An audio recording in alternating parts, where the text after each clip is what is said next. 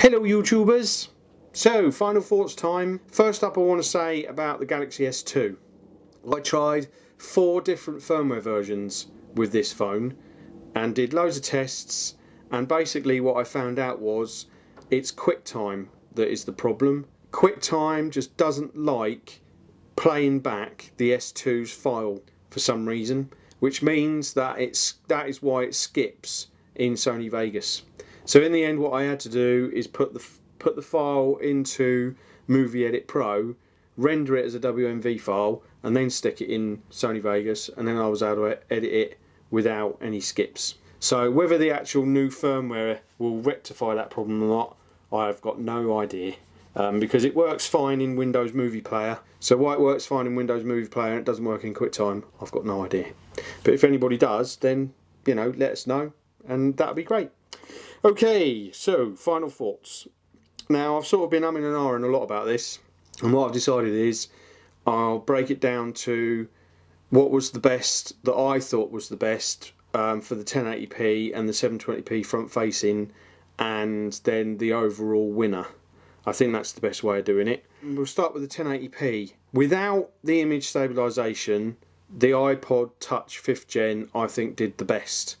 But with the image stabilisation, I think the Playtouch did quite a good job. The only thing with it was that with the Ipod Touch, you get more in your picture, the colours are better, and I just thought the stability was a lot better as well. So I think out of the 3 devices, the Playtouch, the Ipod Touch and the Samsung S2, I think it's the Ipod Touch 5th Gen that is the winner of the 1080p video, because, you know, okay, the Playtouch didn't do a bad job, and you've got the external mic that you can use, but the picture was a little bit washed out and you didn't get as much in the picture.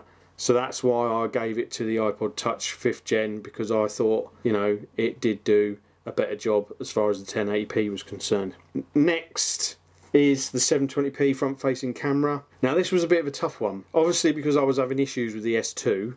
I thought the S2's VGA wasn't too bad, but the Playtouch, I think the quality was better. The sound quality was a lot better because obviously you got the external mic, but you didn't get as much in the picture. And I think it's a tough one really, because the Ipod Touch, from a front facing camera point of view, the Ipod Touch did way better than the Samsung.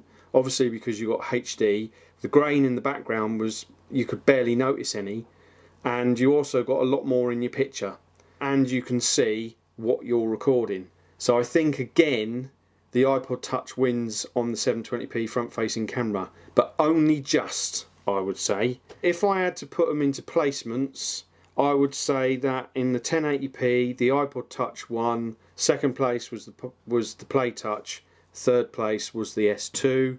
In the 720p, same positions I would say, because, you know, obviously the audio is better on this than the S2, plus you've got HD capability on this and the S2 hasn't as far as the front facing camera is concerned. Overall winner, that would make it the Ipod Touch 5th Gen. Even though the Playtouch does have the external mic, I think the fact that you can see what you're recording and you get more in your picture, and the 1080p was more stable, I think that's what makes this the winner. Plus, if you get the Video Camera Plus app, you can then also do 720p and VGA out the front camera as well as the front facing camera.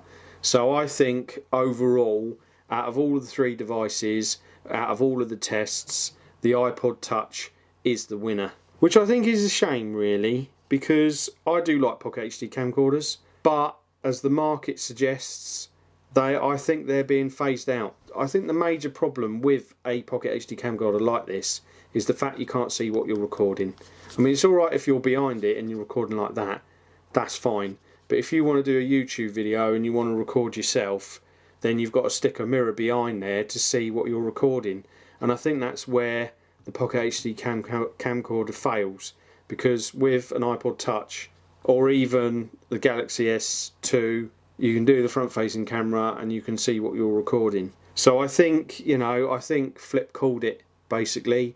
I think that, you know, with HD capable digital cameras now as well, Some digital cameras can do 1080p and all, and their audio quality isn't too bad. I think the only thing that sort of saves this is the fact you've got the external mic input, and I would say the same for the ZI-8 as well. But without that, smartphones are basically sort of pushing the Pocket HD camcorder out of the market, which I think is a shame. I mean, when you think of the likes of the S3 that's out, that does HD front facing. Also, I think the iPhone 5 does as well. And there are other makes like the Xperia line, HT line. You know, these all do front facing cameras which can do 720p HD video. And if the iPhone 5 is anything like the Ipod Touch, then, you know, Pocket HD camcorders don't really have a chance, to be honest. I think if Kodak had made the ZI-12, this would be a completely different set of tests. That's what I think. Because the ZI-12 looked like it was going to be a stonking camera. And, you know, all the features that it had on it, I think the digital camera side of it was just as good as the video camera side of it. I think that would, you know, everything would be a different kettle of fish now, and we'd be having a completely different result. But unfortunately, Kodak chose not to end on that, which I think is a huge shame.